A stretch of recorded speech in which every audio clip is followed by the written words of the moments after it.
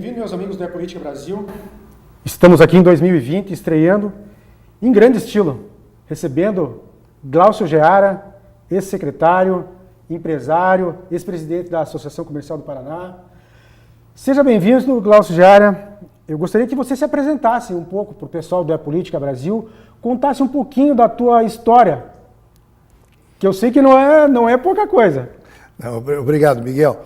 Eu sou empresário do setor de distribuição de veículos, tenho concessionária de veículos, já é uma tradição familiar, né, há muitos anos, essa é minha. Eu, profissionalmente, minha profissão, eu sou advogado por formação, meu pai dizia, primeiro, antes de você ir para o comércio, aprenda uma profissão.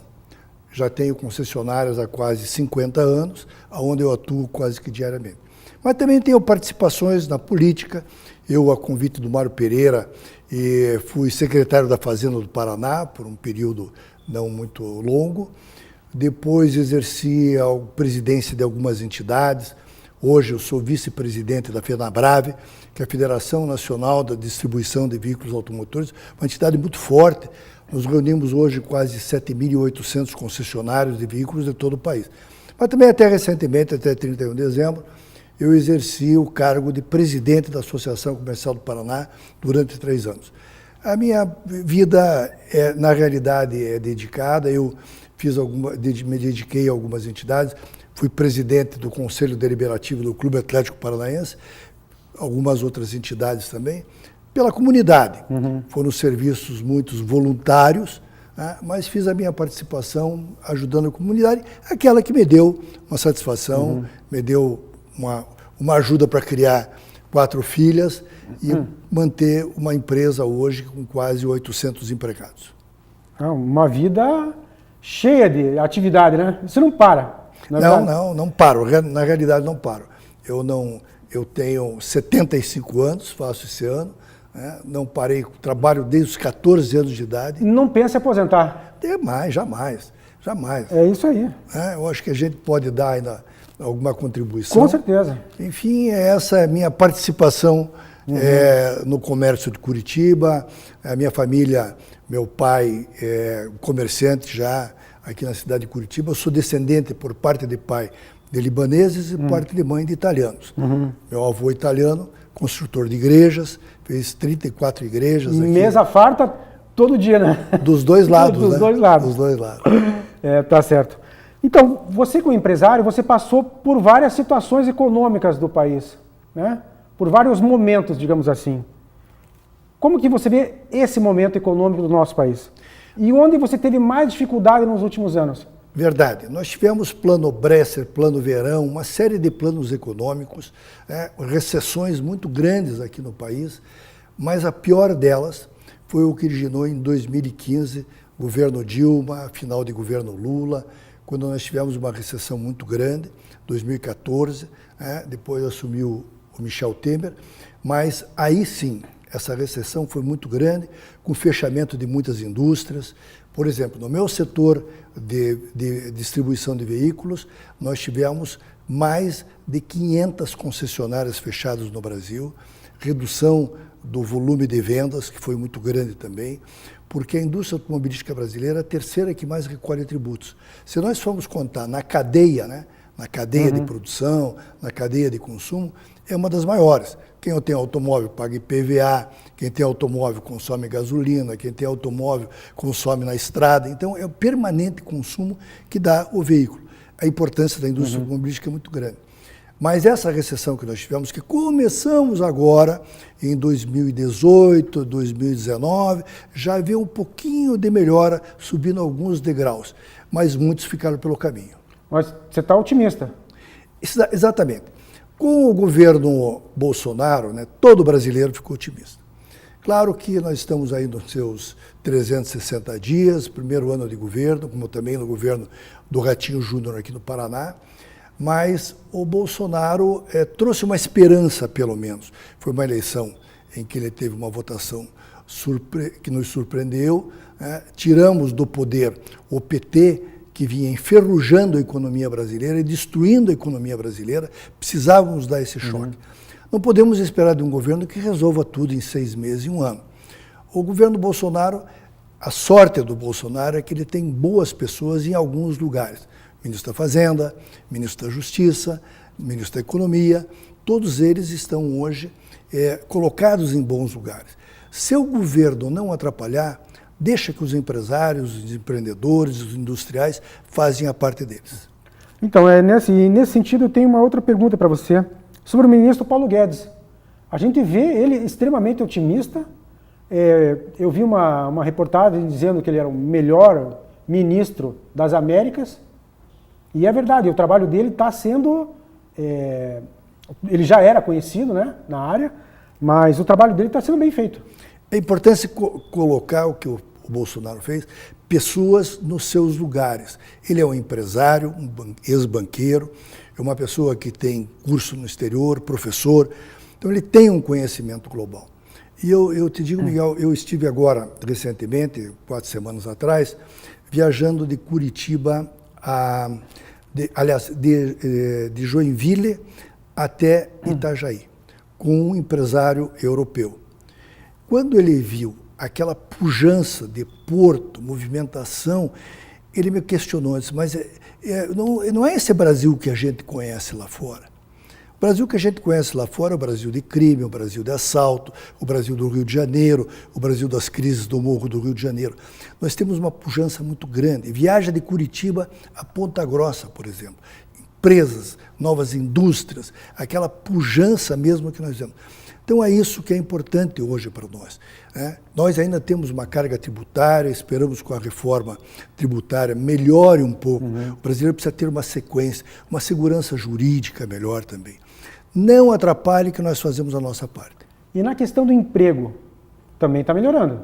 Está melhorando. Eu vi que teve uma melhora do número de carteiras assinadas, isso é uma verdade. É verdade, mas nós temos que dar um crédito ao ex-presidente Michel Temer, que fez a reforma trabalhista. A reforma trabalhista deu uma segurança para o investidor, para o incorporador, para o empresário. Por quê? Porque nós vivíamos com uma faca no pescoço permanentemente com as ações trabalhistas, em que 95% das ações trabalhistas, quem ganhava era o empregado. Não sou contra o empregado, eu respeito, dependo, eu sou empregador, eu dependo, mas nós tínhamos uma faca permanentemente enfiada no nosso pescoço, porque não sabíamos qual era o nosso passivo trabalhista. Nunca soubemos. Agora não. Sabemos que as leis trabalhistas hoje estão mais equacionadas, elas respeitam o investidor, respeitam o empregador e também respeitam o empregado.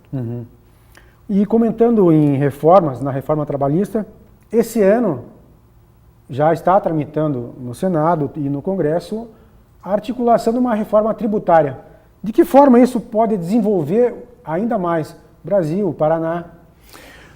Olha, eu fui secretário da Fazenda por um período de 1 ano, já alguns anos atrás, e lá já se falava da reforma tributária. Sempre se falou da reforma tributária. Eu digo para você que a reforma tributária é feita todos os dias, porque todos os dias tem novas leis, tem decretos, tem modifica isso, modifica normativas, aquilo, tem todo dia. Todo dia tem todo normativa. Dia. Então, para um cidadão, isso é reforma tributária. Né? Agora, o que você quer fazer é juntar tudo e dar uma situação. O Brasil hoje é o país que mais tem despesa com as empresas brasileiras, tem mais despesas hoje com a sua estrutura tributária. Com a sua estrutura tributária. Disse que por ano você trabalha 4 meses por ano somente para estruturar tributariamente uma empresa. É um absurdo, né? É verdade. Aí não tem como crescer, não tem como desenvolver.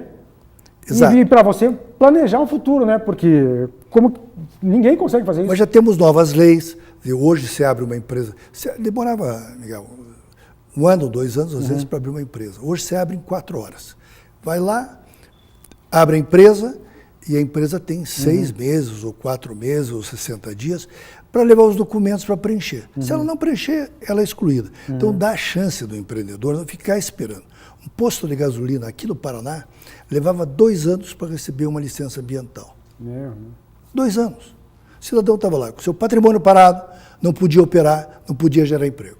Ele nem começava a trabalhar, já estava quebrado. Já tinha gasto tudo. Já tinha gasto tudo. Como é que ia girar? Não tinha giro, né? É verdade. Eu quero abordar um tema aqui que eu fiz uma pequena pesquisa aqui, baseada no que o Paulo Pimentel falou, nosso ex-governador. Paulo Pimentel, o sonho dele foi sempre ter o Paraná como o terceiro estado da nação, economicamente, né? E hoje a gente está ali, atrás de São Paulo, que é hoje em dia praticamente imbatível, mas Santa Catarina, Distrito Federal. O que o Paraná precisa para alcançar postos melhores? O Paraná hoje já é o primeiro produtor de grãos. Já somos o primeiro produtor de grãos. Já somos hoje de aves, suínos. E eu tenho um dado que esses dias estive naquela região de Francisco Beltrão. O Paraná hoje já é o segundo polo, eu não sabia, o segundo polo leiteiro do Brasil. Veja, a gente não sabia. Produção de leite. Piracanjuba agora, aquela indústria, está investindo 150 milhões em Cascavel. Ele é o segundo polo de produção de leite. O primeiro é Minas Gerais, com 8 bilhões de litros por ano. O segundo é o Paraná, com 4 bilhões e 900 mil. O terceiro é o Rio Grande do Sul. Então veja, né, isso é desenvolvimento. Agora na região de Francisco Beltrão, uma fábrica de manteiga, eu não sei qual é o grupo que está montando lá, vai investir mais 50 milhões de reais só para produzir manteiga. Olha só. Então, o que eu não me conformo como paranaense é estar atrás de Santa Catarina. Sabe que eu não vejo assim, é um estado territorialmente um pouco menor que o estado do Paraná, mas não tem, é a indústria que mantém, acho que Santa Catarina, é isso? Mas o PIB de Santa Catarina é menor que o PIB paranaense. Né? A indústria de Santa Catarina, a indústria de Santa Catarina, algumas indústrias de produção ainda não superaram. O Paraná hoje é o segundo polo automotivo do Brasil.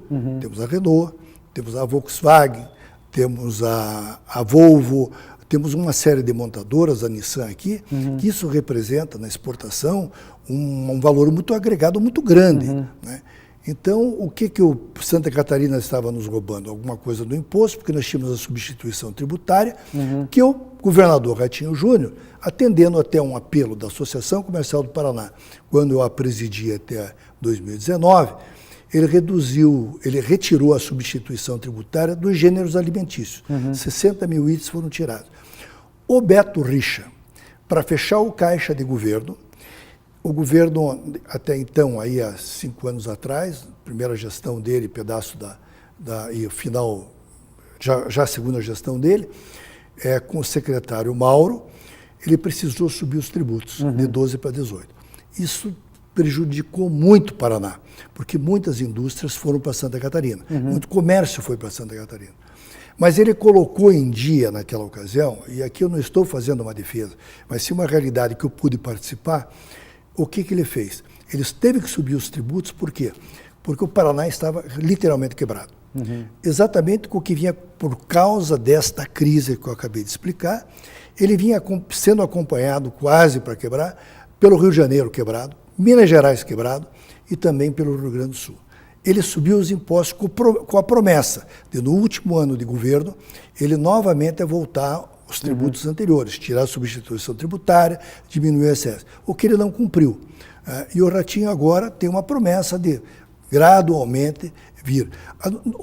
A produção não pode pagar. O problema do Paraná hoje, como dos outros, são os gastos públicos. Sim. O gasto público, o gasto com elevado gasto... Eu falo, é a má gestão. Você não acha que foi má gestão? Eu acho que a gestão e a administração, elas não podem ser focadas por pressões. O Ministério Público faz pressão para subir os salários dos seus. As professoras fazem pressão, o policial faz pressão. Tem que haver uma coalizão. O que precisam os governos é adotar meritocracia.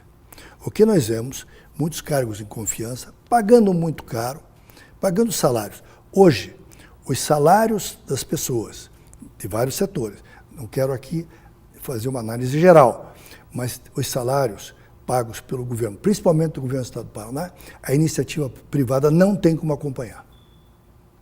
Se veja só, é um absurdo, né? A máquina, é um absurdo não, mas é que o Estado, e eu digo Estado, o Brasil inteiro se tornou o déficit da Previdência, o déficit orçamentário, não tem como cobrir isso. Não tem como cobrir. Os poderes vão conquistando vantagens, Justamente. permanentemente. É na aposentadoria, é quinquênio, quem trabalha 5 anos ganha mais 3 porque trabalhou, quem que é um desembargador, por exemplo, o pessoal da Justiça, tem 60 dias de férias, um ministro de Estado, ministro federal, tem 60 dias de férias por ano. São coisas que precisam ser mudadas também. Exatamente. Agora, quem vai pôr o guiso no pescoço do gato? É verdade. Glaucio, eu quero que você faça uma análise aqui rápida para a gente, porque nós estamos num ano de campanha às prefeituras. E como bons curitibanos, você nasceu em Curitiba? Eu sou de Curitiba. Eu também. Como os bons curitibanos, acompanhamos a nossa cidade. Como que você vê esse pleito de 2020? Veja, é o primeiro pleito do Bolsonaro, né, as eleições municipais, vereadores e prefeitos. É a primeira eleição do Ratinho Júnior, né, elegendo os prefeitos aqui do Paraná. Os partidos políticos estão totalmente esfacelados, não tem ideologia nenhuma. É um jogo para cá, querem mais 2 bilhões para fundo eleitoral. Está todo mundo interessado nesta grande vaca que inventaram no Brasil para ser mamada pelos políticos, que são os fundos eleitorais. Então todo mundo quer saber qual é a parte dele, quem vai pegar, qual é o partido que vai pegar mais, qual é o partido que vai pegar menos. É muito complicado. A reforma eleitoral não saiu, a reforma Estado não saiu, a reforma política também não saiu. Então nós vamos continuar ainda naquele jogo de negociatas. Eu não sei mais a que partido pertence o deputado que eu votei nas eleições Nós passadas. temos uma janela agora, né? Em abril, é isso? Se eu não me engano? Mas não existe, o partido mudou de nome. Esses dias falei felizmente tenho bastante amizade com os deputados federais, deputados estaduais, e normalmente pergunto, que partido você está hoje? Né? Porque eu realmente não sei de tanto que mudam de pulo de galho. Isso é muito ruim para nós, né? Sim. Porque, veja, eu quero dizer, político nós temos, em qualquer setor, os bons e os maus políticos. Os carreiristas, os profissionais. E o povo hoje está muito descrente. Não sabem mais em quem votar, como escolher o seu candidato. Será uma eleição agora que nós vamos ter algumas definições partidárias. Né? Eu não sei para que lado vai o Ratinho Júnior, eu não sei qual é o apoio que ele vai... quem ele vai apoiar, de que jeito vão apoiar. Nós temos eleições municipais aqui em Curitiba. Eu soube que já existem 17 candidatos Um absurdo. aqui para suceder o Rafael Greca. Que, aliás, o Rafael Greca vem fazendo uma excelente administração na Prefeitura de Curitiba. Eu acho que a gente vai ter que esperar para ver. Mais uns meses, essas campanhas devem se definir, os candidatos devem se definir, mas eu quero o bem da minha cidade. Eu quero o bem da minha cidade, eu acho que a gente tem que brigar por uma Curitiba mais segura, com mais educação, com mais investimentos. Então, eu acho que o caminho é esse. E torcer para que as pessoas se envolvam mais na política. Porque tem partido demais, candidato demais, e não tem leite para tanta teta assim, né? Isso tem que acabar. Você veja, você pega hoje os deputados estaduais, deputados federais eleitos, poucos empresários, poucos médicos, né? Advogados até tem bastante. Mas esse pessoal que poderia representar a sua categoria, ele não quer mais se envolver. Porque às vezes eu, por exemplo, o meu irmão Amadeu Giara foi vereador 2 vezes, vereador mais votado de Curitiba. O Amadeu foi deputado federal por 2 vezes, depois saiu para o Senado, perdeu. Mas o Amadeu me diz o seguinte, né, sempre foi o candidato mais votado de Curitiba, para a sua época, como vereador e como deputado federal. Ele sempre me diz o seguinte, quando eu encontro pessoas na rua, que são meus eleitores, me diz o seguinte, Amadeu, parabéns, você não está mais na política. Olha só. E poderia estar, né? Poderia estar. Glaucio, eu quero até agradecer a tua presença aqui. Muito obrigado. Grande prazer. Muito obrigado. E se tiver oportunidade, você é jovem ainda, entre na política. Um abraço do Política Brasil a todos.